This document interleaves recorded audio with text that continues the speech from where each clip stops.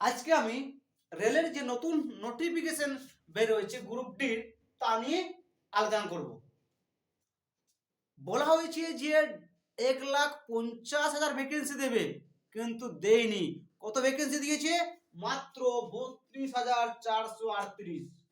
32,438। এটা কি মজাক করা হচ্ছে? বলা হয়েছে 1.5 লাখ ভ্যাকেন্সি আছে রেল গ্রুপ ডির জন্য, ভ্যাকেন্সি কত দিচ্ছে? 32,438। মানে কি মানে কি হচ্ছে কি?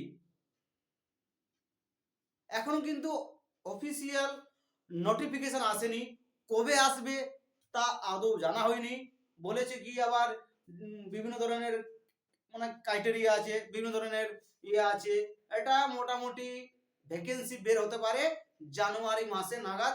মোটামুটি তোমার 7-8 তারিখে কিন্তু আসতে পারে, কিন্তু মানে 1 মাস সময় নিতে পারে। কিন্তু জানুয়ারি দেখবে 20-25 তারিখে বের হতে পারে। কিন্তু মানে বলা হয়েছে কি, অবশ্যই ক্যালেন্ডার, অবশ্যই আরআরবি ক্যালেন্ডার জারি করেছে যে আমরা অক্টোবর টু ডিসেম্বরের মধ্যে গ্রুপ ডি কিন্তু বের করব ভ্যাকেন্সি। কিন্তু ডিসেম্বরের আজকে হয়ে গেল 20 তারিখ, এখনো ভ্যাকেন্সি বের করেনি রেলের গ্রুপ ডি ভ্যাকেন্সি। কবে আসবে? অফিসিয়াল নোটিফিকেশন আসেনি, কিন্তু এটা শুধু একটা মানে ভাইরাল নোটিশ বের হয়েছে, সেটা কিন্তু আমি নিয়ে আলোচনা করব।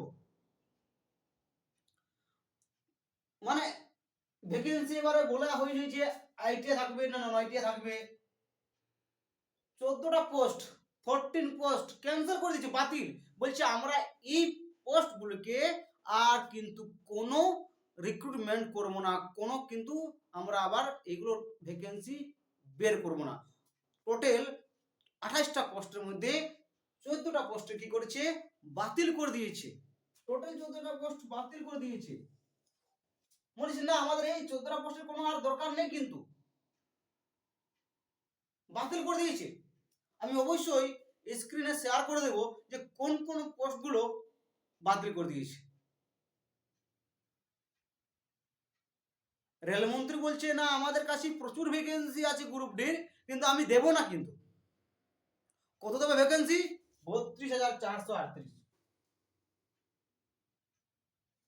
মানে বেকার ছেলেরা যাবে কোথায় তাহলে? 2019 সালের লাস্ট ভ্যাকেন্সি বের হয়েছে 1,03,000 ভ্যাকেন্সি। সেখানে 2019 ভ্যাকেন্সি বের হয়েছে, 19-এর পর 20, 21, 22, 23, 24-এর শেষ 2025 সাল।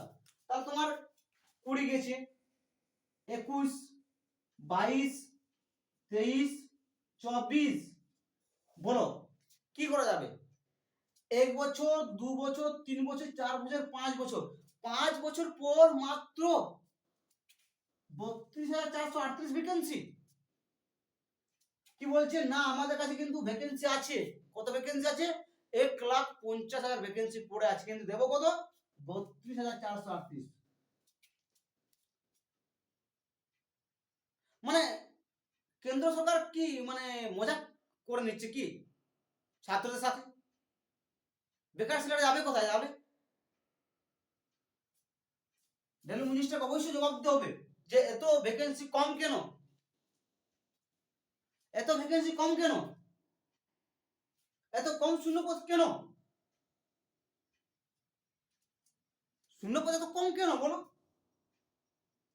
আইটিআই দেওয়া আছে সমস্ত, এগুলো ইলেকট্রিক্যাল, মেকানিক্যাল দেওয়া আছে, ডিজেল মেকানিক্যাল দেওয়া আছে, ইঞ্জিনিয়ারিং দেওয়া আছে। মানে সমস্ত পোস্টগুলো মোটামুটি আইটিআই করে দেবে মেবি, কিন্তু সম্ভবত আইটিআই সব করে দেবে। নন আইটিআই যে পোস্টগুলো ছিল মোটামুটি 14টা পোস্ট যেটা ছিল সেটা কিন্তু ক্যান্সেল করে দিয়েছে। সেগুলো কিন্তু আমি দেবই না বলছি। আমি সেগুলো সব ঠিকাদার কাজ চালাবো, সেগুলো সব কন্ট্রাকচুয়াল করে দেবো। আমি কিন্তু পার্মানেন্ট চাকরি দেব না।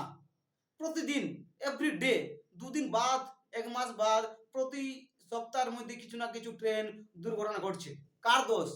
এটা কার দায়ী? কার? কে দোষ নেবে? এত যে দুর্ঘটনা ঘটছে, এত যে মানুষ মারা যাচ্ছে রেলে, অবস্থা তো খুব খারাপ। কিন্তু সরকারকে দায়ী নিতে হবে। আমার যে 1.5 লাখ ভ্যাকেন্সি পড়ে আছে গ্রুপ ডির, তো আমাকে অবশ্যই বের করতে হবে। শূন্যপদ এত আছে, তাহলে আমি কেন বের করবো না? আবার আন্দোলন হবে, আবার ছাত্ররা প্রচুর ঝামেলা করবে, আবার বিভিন্ন ধরনের হবে। তার অত ঝামেলা করার কোনো প্রয়োজন নেই। ভ্যাকেন্সি তো আগেই বের করা উচিত, যে 1 লাখ ভ্যাকেন্সি, 1.5 লাখ ভ্যাকেন্সি আছে, আমি তো 1 লাখ ভ্যাকেন্সি দিতেই পারি। কিন্তু এবার টুইটার আন্দোলন হবে, আবার অনেক ঝামেলা হবে, তারপর ভ্যাকেন্সি কিন্তু বের করবে। 32,438 মানে কি সরকার কি ভাবছে বোঝা যাচ্ছে না। ঠিক আছে, এখন কি করা যায় বলো? দেখা যাক কি হয়। সমস্ত টিচাররা যা বলবে সেটা আমাদেরকে মেনে চলতে হবে। দেখা যাক, রবিবার বলা হয়েছে নাকি টুইটার ক্যাম্পেইন করা হবে, যা হবে সবাই একসাথে অবশ্যই করতে হবে।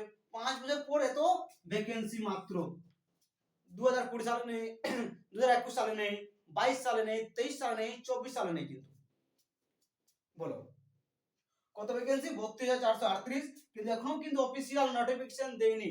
অফিসিয়াল নোটিফিকেশন কিন্তু এখনো বিজ্ঞপ্তি বের হয়নি।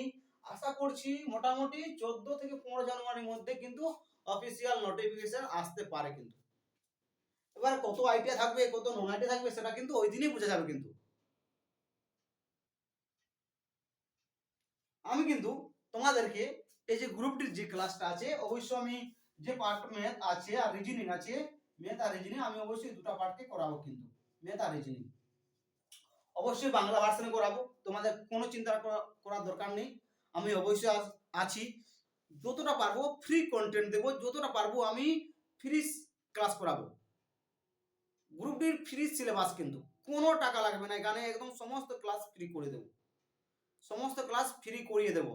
এখান থেকে কোনো প্রয়োজন নেই যে আমি এখানে তুমি কন্টিনিউ ক্লাস দেখতে থাকবে। ম্যাথ আর রিজনিং কন্টিনিউ ক্লাস হবে, কিন্তু সমস্ত যে সিলেবাস গুলো আছে গ্রুপ ডির সমস্ত ক্লাস কিন্তু আমি এখান থেকে অবশ্যই তোমাদেরকে ফ্রি করে দেব।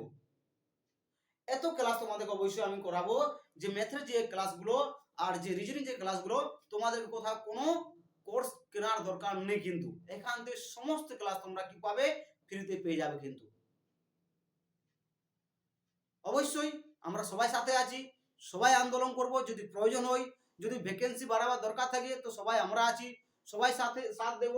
সমস্ত টিচার যদি বলা হয় যে না আমরা অবশ্যই টুইটার ক্যাম্পেইন করব, তো করব, অবশ্যই আমরা সাথে আছি, যাতে ভ্যাকেন্সি কিন্তু বেড়ে, যাতে ভ্যাকেন্সি বাড়ানো হয়। এটাই আমাদের একটা দাবি। কোনো কিছু সরকারকে বলতে চাইছি না, শুধু আমাদের একটা দাবি যে ভ্যাকেন্সি যেন বাড়ানো হয়। 1 কোটি ছেলে ফর্ম ফিল আপ করছে, তার মধ্যে যদি 32,438 যদি মনে করো ভ্যাকেন্সি বের করে, আগেবারে ছিল তোমার 1,03,000, এত পপুলেশন বাড়ছে, এত এত বেকার ছেলে বেড়ে যাচ্ছে, তাহলে তোমার ভ্যাকেন্সি কমে যাচ্ছে কেন? ভ্যাকেন্সি বাড়ানো উচিত, কিন্তু ভ্যাকেন্সি কমে যাচ্ছে কেন? এটা তো একটা ফ্যাক্ট। তাহলে আমাদেরকে অবশ্যই দেখতে হবে কি করা যায়, দেখা যায় যা করবে সমস্ত টিচার, আমরা সবাই আছি, কিন্তু কোনো প্রবলেম নেই। অবশ্যই চ্যানেলটাকে সাবস্ক্রাইব করো, ডিকে স্যার ম্যাথ। আমি অবশ্যই এখান থেকে তোমাদেরকে ফ্রি কন্টেন্ট দেবো। অবশ্যই আরআরবি গ্রুপ ডি যেটা ভ্যাকেন্সি বের হয়েছে, অবশ্যই আমি তোমাদেরকে সমস্ত স্ক্রিনে শেয়ার করে দেবো কি কি বিষয়। আমি তোমাদের সাথে আছি, আমি তোমাদের সাথেই থাকবো, যখন যা দরকার হবে আমি অবশ্যই সাথ দেবো। Thank you. অবশ্যই তোমরা ক্লাসগুলো দেখো, আমি যে ক্লাসগুলো করাবো সেগুলো অবশ্যই দেখো মনোযোগ দিয়ে, আর কন্টিনিউ কিন্তু প্রিপারেশন করতে থাকো, কন্টিনিউ কিন্তু পড়াশোনা চালিয়ে যাও। পড়াশোনা কিন্তু মাঝে কখনো গ্যাপ দিও না। মাঝে কিন্তু যখন পড়াশোনা একদম কন্টিনিউ ডেইলি এভরিডে 6 থেকে 8 ঘন্টা কিন্তু পড়তে হবে। এটা আমার উদ্দেশ্য, এটা তোমাদেরকে অবশ্যই ভালোর জন্যই বলছি। তোমরা অবশ্যই চেষ্টা করো, কঠোর পরিশ্রম করো, করতে হবে। কিন্তু চাকরি পেতে গেলে পরিশ্রম করতে হবে, কারণ সরকার আমাদের তো কোনো দেখছে না যে ভ্যাকেন্সি কম আছে, আমার ভ্যাকেন্সি বাড়াতে হবে। সরকারের তো কোনোটা দেয়া নেই। সরকার কি আসছে, ভোটে জিতবো, ভোটে জিতে আমি এমপি হব, এমএলএ হব, এটাই আমার টার্গেট। বেকার ছেলেরা কি হবে আমার তাতে কিছু আসা যায় না। এই তো আমাদের ভারতবর্ষের রীতি নিয়ম কানুন।